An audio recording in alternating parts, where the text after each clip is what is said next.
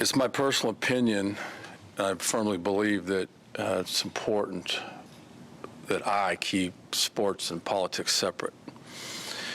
I'm a head coach. I'm not a politician, an activist, or an expert on societal issues. For St. Louis Rams head coach Jeff Fisher, the message is clear. Sports and politics should be treated like church and state. That may be because he's aware of the backlash that can come from mixing the two.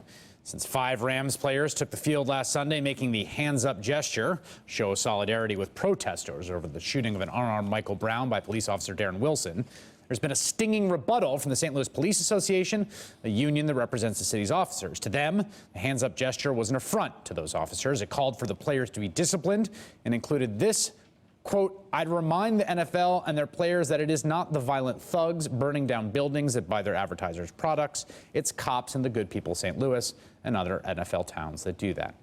But the NFL refused to discipline the Rams, and at least one player, Rams tight end Jared Cook, who says players have been threatened, is not backing down.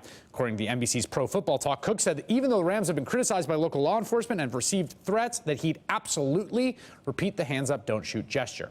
Which brings us to this weekend and the Rams game against that pro football team in Washington, D.C., who, everyone apparently forgot, took the field during a pre-season game back in August, making the hands up, don't shoot gesture.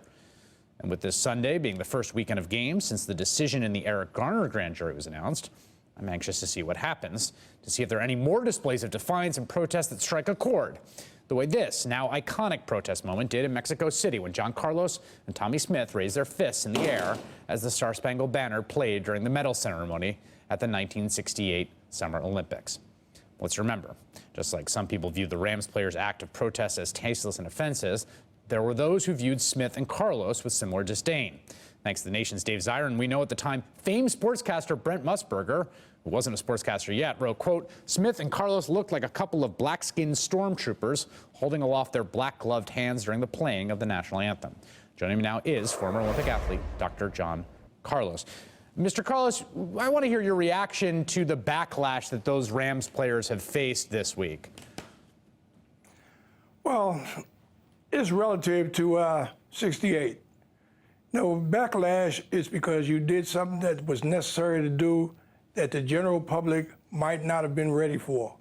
You know, when I sit back and look at the players from St. Louis and other players in the basketball field and so forth dealing with these issues, it reflects on John Carlos back 46 years ago, thinking to myself, boy, if they think John Carlos or Tommy Smith and Peter Norman were bad guys, just wait for the next 2 generations.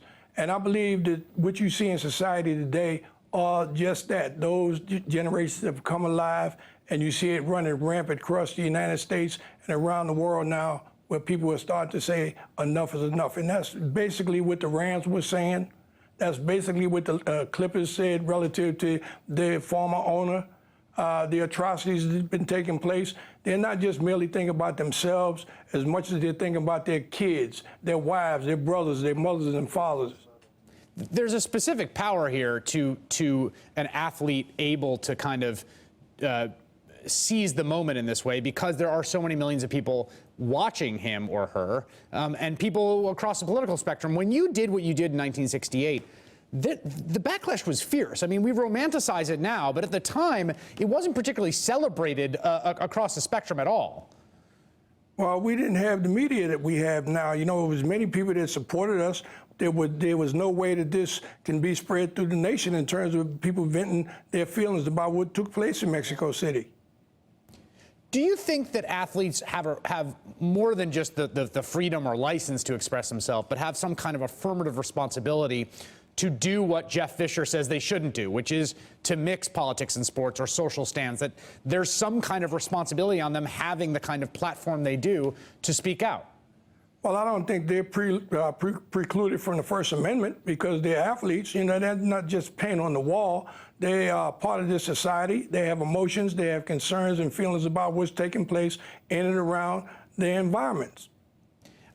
Recently, Charles Barkley, who obviously is a sort of prominent talking head and an analyst and also a basketball player, has had a lot to say about the fallout from Ferguson. I wanted to play one clip of what he had to say and sort of get your reaction. Here's Mr. Barkley. There is profiling. We need to take a look at racial profiling.